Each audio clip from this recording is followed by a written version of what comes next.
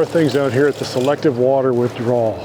It's early in the run, and we're looking forward to seeing what the sockeye, chinook, and steelhead runs are going to play out for us this year.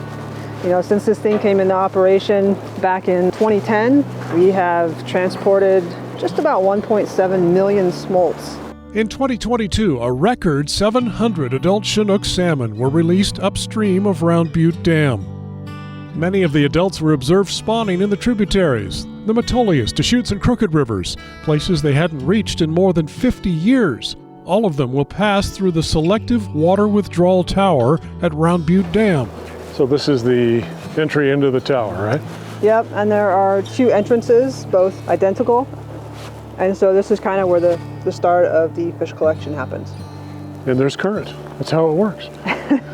There is current, so each one 40 feet wide. And so what happens here is as fish come in, the floor increases, it raises, it's sloped. Yeah. And so then the velocity increases as we get further in the back of this throat of thing. The fish leaving the lake pass through runways, pipes, and a series of grates that separate them according to size. Okay, so as fish come through here, they're going to get sorted out by size again. Our kokanee are going to continue to go over these bars and into that first covered raceway right there. And then our chinook and sockeye smolts will go through those bars and they'll come in through here. Right. And then right behind is where we have the final separation.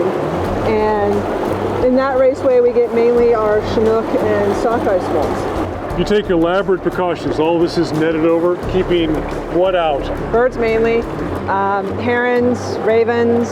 These fish are, in my opinion, priceless and precious, and I want every single one of them to be able to have a chance to go out to the ocean and come back and produce future generations. Fish that are already tagged with passive integrated transponders, known as pit tags, are scanned without being touched. ODFW does a lot of work, as does PGE and the tribes, on pit tagging. But we can determine how long it took them to get through the reservoir, when they were released to capture. All that information is useful to us. Research shows juvenile fish travel at night, so PGE and the tribes began generating power at night during peak migration season. Doing so increased fish attracting currents and collection efficiencies. So we're in the sorting facility itself. Yeah, this is where we spend most of our time on a daily basis. What we have for you today is 100% sockeye smolts. So what would you do with them when you're getting ready to process? We want to be able to count them safely. We don't want to descale them. We want to handle them gently.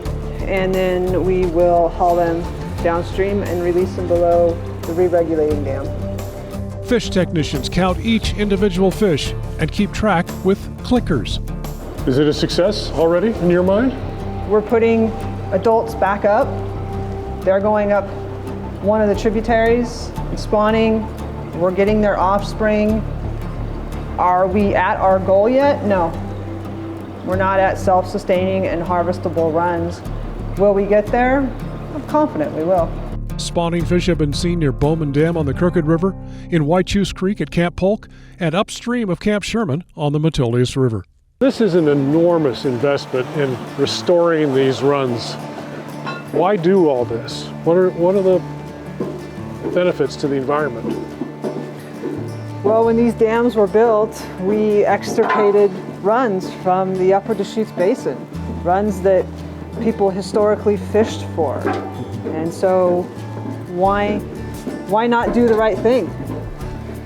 Why not reestablish anadromy with chinook, steelhead, sockeye, back to the upper basin? And of course, the tribes want them. The tribes want them. They're a big, big part of this.